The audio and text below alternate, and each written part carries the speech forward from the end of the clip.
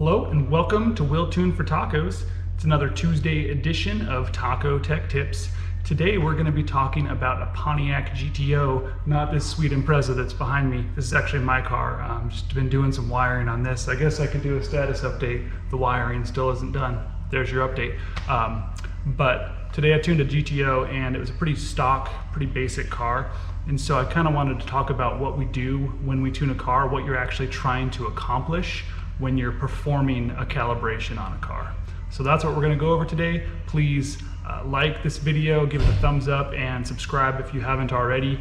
Leave me a comment. I've been answering everyone's comments the best that I can as soon as they come in. So if you leave a comment, have a question, I'll try to give you an answer. And if you have any ideas for future videos, post those up too, and I'm going to try to put them on the list and get them done. Alright, so I should probably switch to a screen capture app, but I don't have one of those on this computer at the moment, so we're going to make do with what we have. So I have open here the HPtuners VCM editor, which is basically how we interface with the car. And you actually interface through that VCM cable that I showed you guys the other day.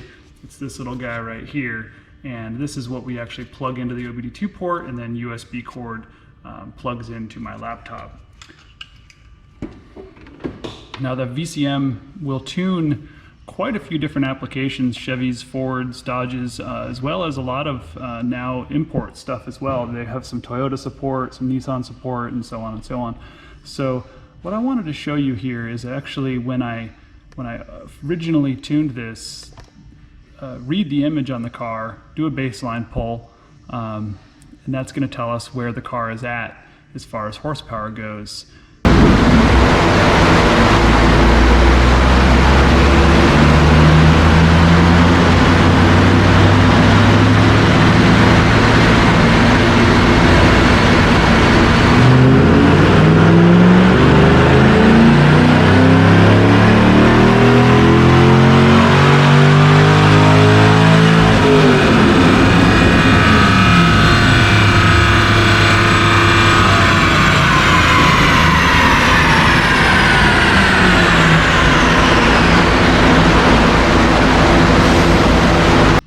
So when we tune a car, what we're actually doing is we're trying to increase the cylinder pressure of each cylinder inside the motor. And there's really three ways to do that. The first way is you add boost or add air. Well, we can't really do that. This was a naturally aspirated car, so there's no way to turn up the boost. So the next thing that you can do is you can change the air-fuel ratio so that there's less or more fuel inside the cylinder. If there's less fuel, you have more heat. And when there's more heat, you have more pressure. It's basic laws of physics. So as temperature goes up, the pressure also goes up. If you inject more fuel, it cools the combustion, temperature goes down, cylinder pressure goes down. The next thing that you have is the ignition timing, or spark. And when the spark happens, we'll also change how much cylinder pressure there is. So as the piston is actually going down, it's making power. Now when it starts coming back up, you want to start that spark before it gets to the top, so that there's time for that fuel to burn across the top of the piston, and it'll start pushing down actually before it comes to the top, and that's called, essentially it's called degrees before top dead center. So I start my spark at 20 degrees before top dead center. Or if you got old muscle car guys, 32 degrees, before TDC. So that's what we're talking about. So we can, to get more cylinder pressure, we can add airflow, which the car has the parts that are on it. We're not adding any airflow. We can add ignition timing. Well, we're gonna do that. And we can reduce the amount of fuel being injected to add temperature. So that's how we can get more cylinder pressure, and by getting more cylinder pressure, we're gonna make more horsepower. Now this car was previously tuned, so it came in with pretty good power. I can pull that up here. So the horsepower on it as it came in, I think was about 352 horsepower. Let me get this up. All right, so you can see we have our 2006 GTO. We have our horsepower now, so we have 352 horse and 352 torque, so pretty square. And this isn't a highly modified car. It's actually only got an intake and a catback exhaust, But you can see the factory tune here starts out kind of lean in the 14s, and then as it comes out to red line, it starts to richen up. And it only gets down to the mid 11s. Now the bone stock tunes on these cars tend to go clear down into the 10s. And again, if you add fuel, you reduce the temperature, and by reducing the temperature, you actually have less cylinder pressure. So when we were all said and done,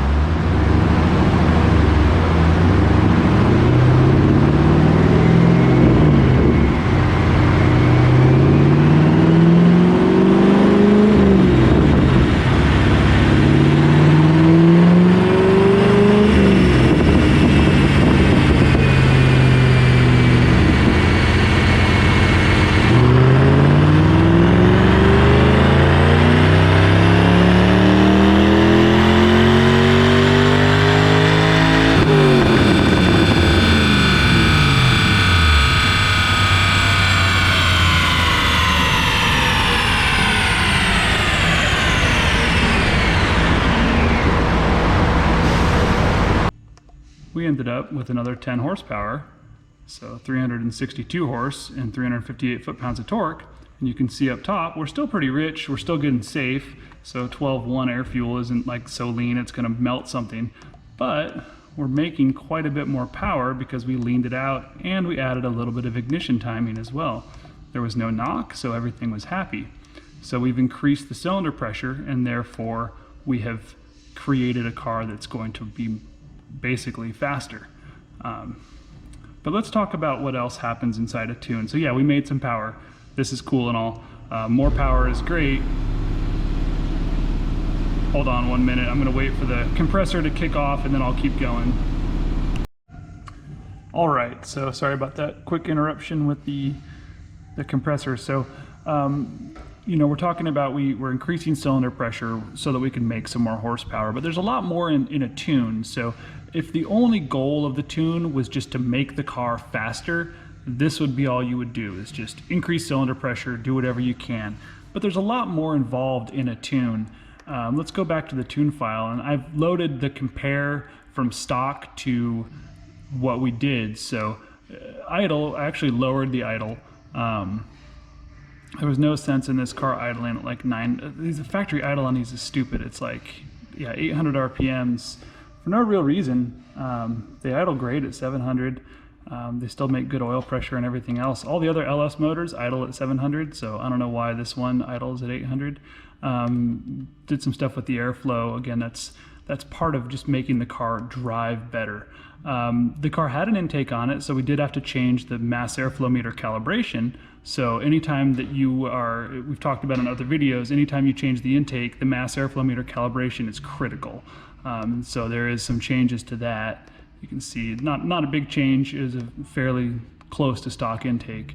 There's some other stuff that we do with dynamic airflows and whatnot in order to make it read the math better. But then fueling, we are not running 14.7. This is a pretty big topic here. Stoichiometric air fuel ratio is not 14.7 to 1 on the fuel that we put in our cars. It's actually 14.08, 14.07, somewhere in there. So that's what we change it to. And they tend to just run smoother when you do that. Some people say, oh, well, you lose some mileage when you do that because it no longer targets 14.7, but it's always targeting a lambda of 1 because it's the way that the O2 sensors in these cars work. They're narrowband sensors. And so what this does is it actually just fixes your short-term, your long-term fuel correction that you would have at idle and at light cruise. So the cars actually run better and they run with less fuel trim when you fix the Stoich AFR. And if you had a flex fuel sensor in this, you would actually scale that to be correct for all of the different ethanol percentages. But we don't have flex fuel on this car, so we're not doing that. Other than that, really, we don't change a lot. We do change in the power enrichment. We want the car to come in to wide open throttle fueling faster. So before, it had this real long delay before it came in to the you know, the nice rich air fuel ratio that we want in order to make power. And so we still allow that delay, and we still allow the car to have a good amount of throttle. Before it had like 48%, and now we're going to let it have like 40% throttle. And we want the delay to happen sooner and there just not to be as much of a delay, so we do that. Temperature control, the catalyst protection we turn off, but then we turn it back on when we're done with the tune. All this does is it enriches, as the engine temperatures go up, it adds a little bit of fuel. So we turn that back on before it's done. But otherwise, all that stuff stays pretty stock. Spark, we do modify the ignition timing to give it a little bit more timing. We also modify some of the adders that change when it's going to add spark or remove spark. But all that's in the power tuning portion of things. I don't change anything on the knock sensors at all. I like to leave all that stock. It works pretty well. What I do change a little bit is on the burst knock. So basically what this is part of a system that's designed to work in combination with the power enrichment being so slow. So from the factory, there's a long delay between when you floor it and when it enriches. And because there's that delay, the computer is going to anticipate that the engine is going to knock. And so in its anticipation, it pulls a bunch of timing out. And because we allow the engine to enrich sooner, we don't need to pull that timing out. So we get rid of that, but we leave all the other knock retard and all the other knock corrections intact. We do allow it to recover a little bit faster, but that's a whole other thing. Now, here's where we get into what actually makes the cars fast. So this is in the traction control system. I actually turned this back on when I finished the tune.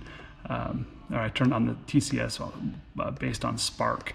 So basically what we're doing is we're removing the limits for what the car can do, and we're allowing the engine to produce maximum power longer with less interruption. So it is still going to pull some timing out when it does see slip on the wheel speed, but it's not going to pull timing out and shut the throttle. It's just going to pull some timing out. And that's so that it kind of tidies up, you reduce engine power, because if we take ignition timing out, again, we're reducing cylinder pressure.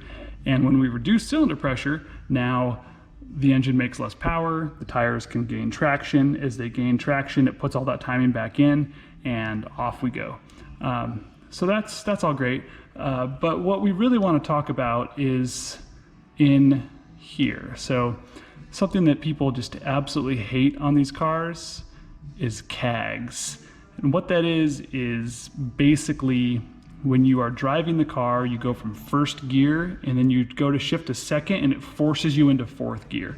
And it's super annoying and it makes the cars hard to drive. And honestly, it's kind of dangerous. Like, you're trying to accelerate and it will not let you go into second gear from first. So if you're trying to get up to speed and you need to be able to accelerate, you can't. So we turn that off. It makes the cars just more drivable. Other things we do is with the fan temperature control, again from the factory, the fan basically doesn't even come on until almost, I mean, it's at 50%, but it doesn't go to full fan speed until 235 degrees. That's just crazy. So we let the fan come on a little bit sooner, and you know, that's just to help keep the engine cool. And then the final thing we do is we kill that pesky speed limiter. Nobody needs a speed limiter.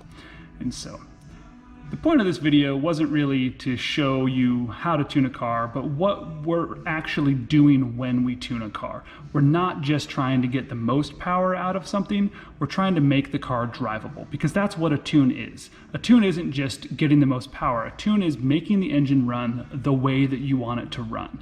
And that being said, we can actually do a lot of stuff to make this engine do all kinds of fun things. We can put ghost cams in by doing, right here, if I wanted to make a ghost cam, I can make the overspeed, underspeed timing flip-flop back and forth and make the car go blop, blop, blop, blop, blop without actually having a cam. If that's what the customer wants, we can do that. Same thing if like the customer wants crackles and pops and bangs and snaps, we can do that over here. You know, we can change the decel fuel cutoff points, and we can also change, again with Spark, we can change the I guess that would probably be over an idle, but we can change the airflow amount so that we have a bunch of airflow and really, really low spark as the car comes to an idle, and so it'll pop and bang and make all kinds of noises that people want.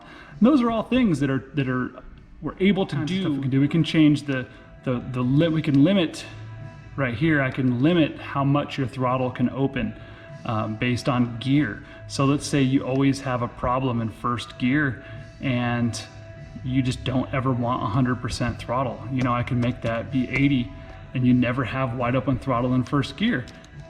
You know, there's lots of things that can be done in the tune, and it's not just limited to we want to try to make 10 more horsepower on this car. So that's what I had for you guys today.